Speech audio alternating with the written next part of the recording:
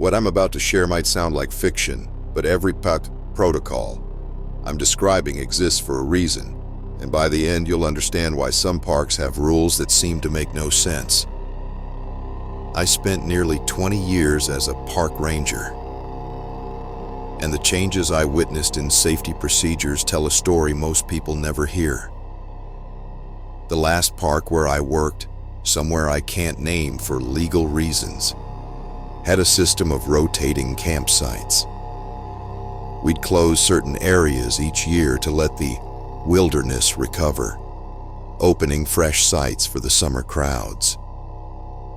It was early spring when everything changed, just after the winter thaw, when I was sent to inspect which sites could handle another season. The first location looked pristine, ready for summer campers.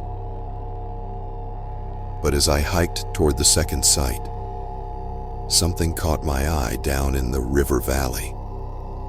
Debris scattered everywhere, what looked like an unauthorized camp.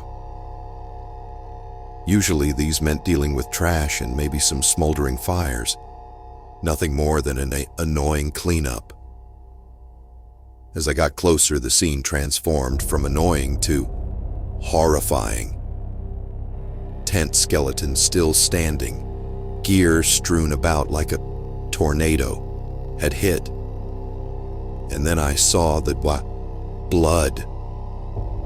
Not drops or smears, but pools of blood soaking into the earth. Drag marks led from the carnage into the thick brush. My hand moved to my radio, then stopped and went to my Glock 22. Instead, I chambered around, something I hadn't done in years of service. The forest had gone completely silent. No birds, no insects. That terrible quiet that means every creature senses a predator nearby. I called for backup while scanning for any movement. The devastation was beyond anything I'd seen. Shredded coolers, a tent that looked like it had been through a blender. Blood painted the tent walls, soaked into sleeping bags, but no bodies anywhere. Just torn clothing and enough blood to know that whoever was here didn't walk away.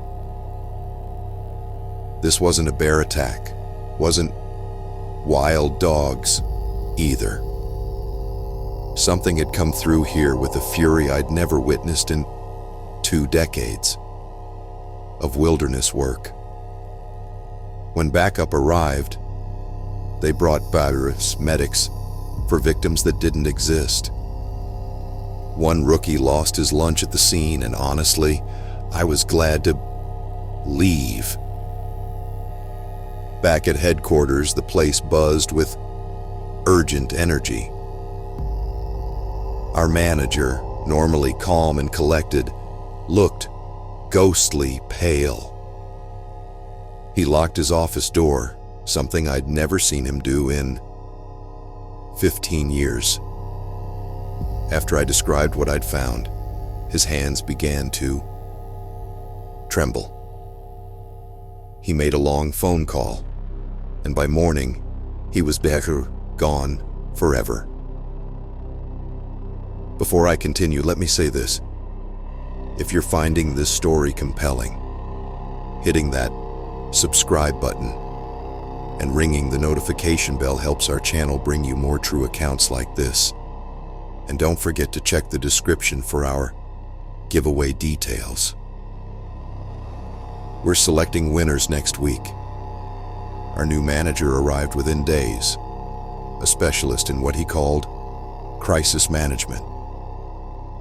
His first order was to conduct a controlled burn of the entire contaminated area.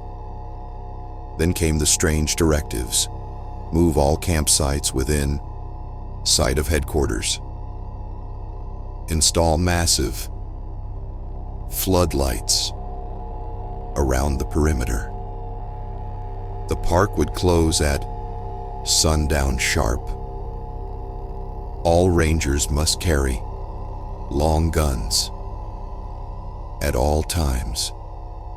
When I protested that this defeated the purpose of wilderness camping, he told me to shut up. We set up trail cameras at the new sites to check for wildlife activity. After reviewing the footage, our new manager lost his mind. He screamed, cursed, made frantic phone calls all night.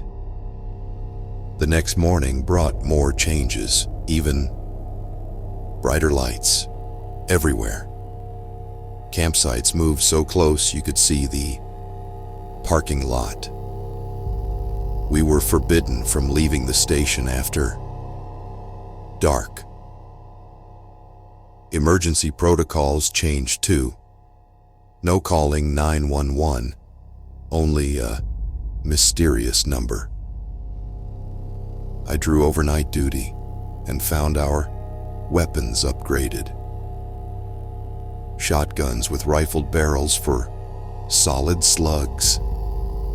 AR-15s with 30-round magazines loaded with hollow points. This wasn't equipment for park rangers. This was warfare preparation. Night shifts became exercises in paranoia, pacing with a loaded shotgun.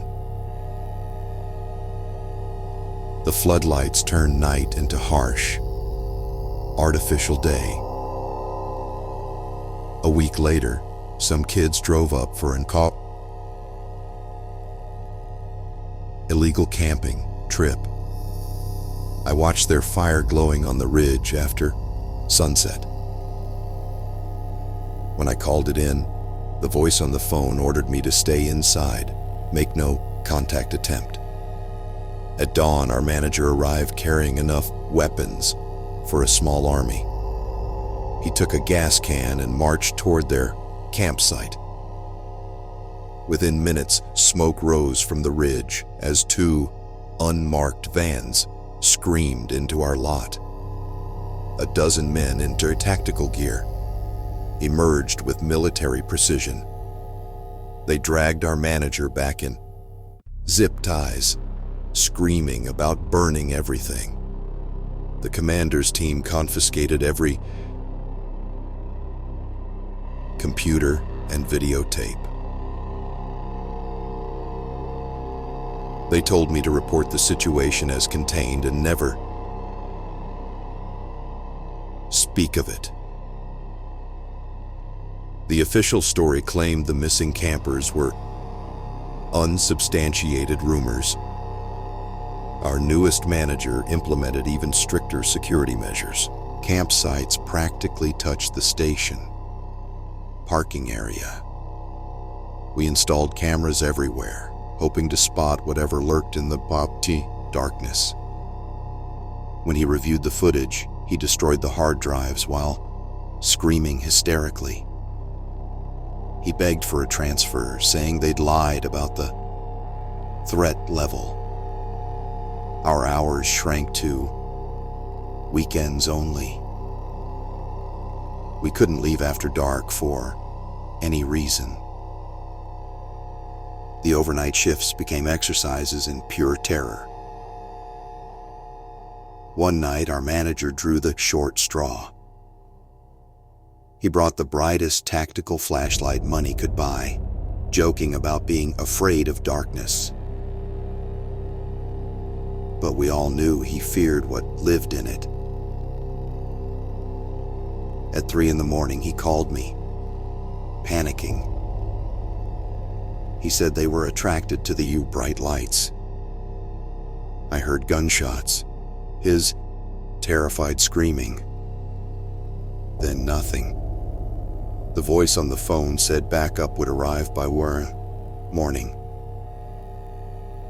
they closed the park permanently for another controlled burn. No official record exists of what happened to our missing manager. I got transferred across the country to a new park. Beautiful place with its own strange rules. Don't go out after dark.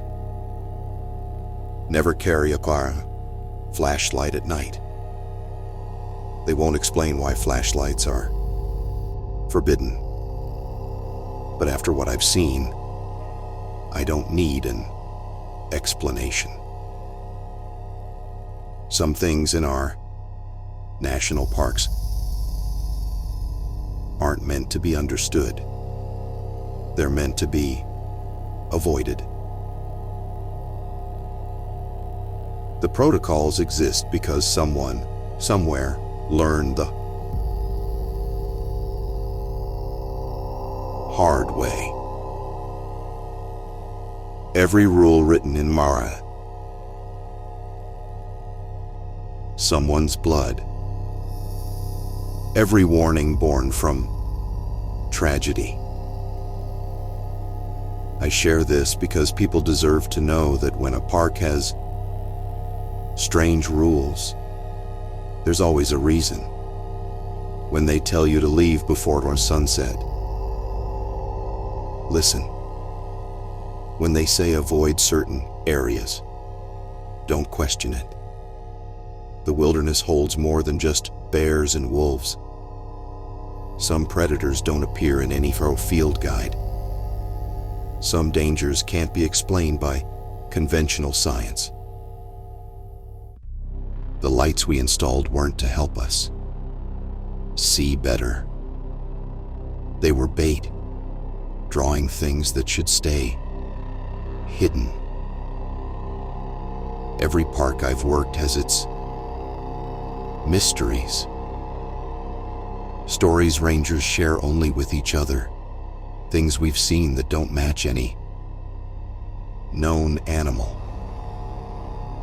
Tracks that make no sense, sounds that shouldn't exist, and devastation beyond natural explanation. The public sees beautiful vistas and hiking trails. We see the aftermath of encounters that never make the news reports. The families that simply vanish. The camps destroyed with no explanation. The reason we carry weapons meant for war zones. That manager who went crazy watching the footage saw something that broke his mind. Something that made him destroy evidence rather than let others see it. The Department of Interior has response teams for situations that can't be handled conventionally. They arrive in unmarked vehicles, confiscate all evidence, make problems disappear along with anyone who asks too many questions. The controlled burns aren't for forest management.